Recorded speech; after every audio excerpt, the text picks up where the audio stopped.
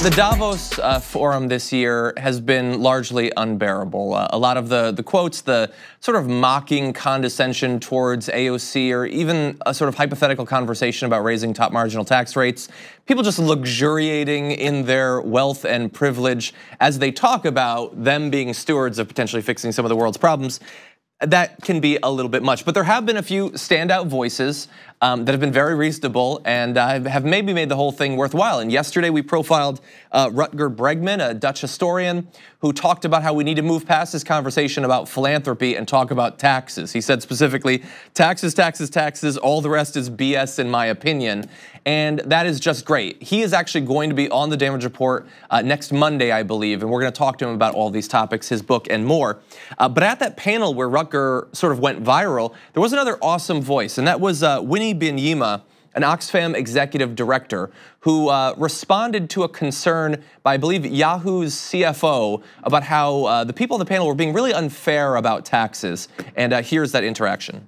I actually came because I do believe we have an issue here. But I have to say, honestly, this is a very one-sided panel.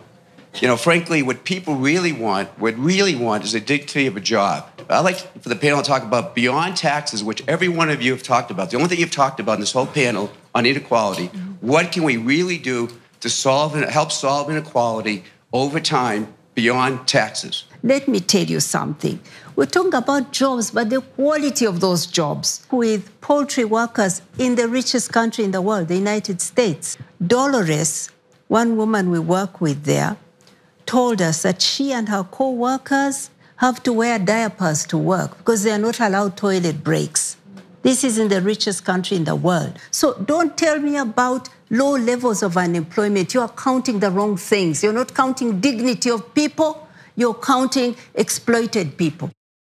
So that is just awesome. And by the way, Director Byanyima might also be on the Damage Report next week. We're working on getting a day where she can talk to us. But that is exactly right. And watching that, once we'd gotten past the Dutch historian, thankfully her comments were also videotaped. It's a reminder that we do need to look at this topic from a number of different locations.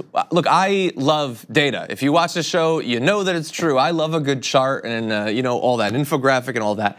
But those numbers, while they can reveal certain things, they can also hide other things. And we can become so wrapped up in, you know, stock prices or unemployment rates or even job growth, by the way, can really hide more than it reveals in some cases. And so she talked there about poultry workers in the US needing to wear diapers. But it's not just poultry workers. We know that people who work in the warehouses of Amazon are facing horrible conditions as well. Just recently, we went through a great reminder that hundreds and hundreds of thousands of government workers are sort of possibly contingent indentured servants at some point, obligated to work to keep their job, but not obligated to be paid for the work that they actually do.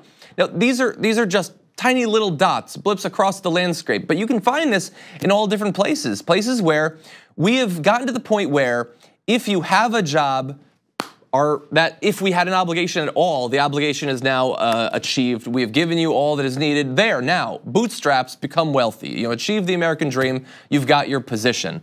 And even if you're working a job, even if you're working a full-time job, that does not mean that you are going to earn any sort of respect from the people with the power and influence in this country. I mean, look at the people who are working one or more full-time minimum wage jobs.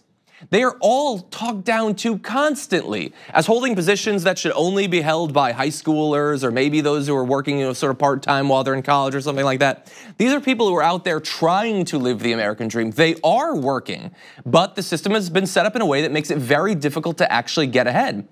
And so we can't just look at these big macroeconomic numbers of unemployment and things like that. We need to look at the lived experiences of the working class Americans working in these actual positions and make sure that they're not just employed, that they're not just earning a good wage, but that they're respected in the way that they deserve to be for the work that they're actually doing for this country. Okay? They don't need us. We need them to have the society that we want to have, and they deserve respect for that, as well as economic opportunities. So great quotes there from Oxfam Executive Director Winnie Byanyima. Hopefully we'll be able to talk to her more about this and related topics in the very near future.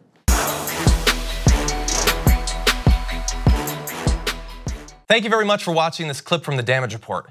If you liked it, don't forget to subscribe to this channel and ring the bell on YouTube to get notifications of our new videos.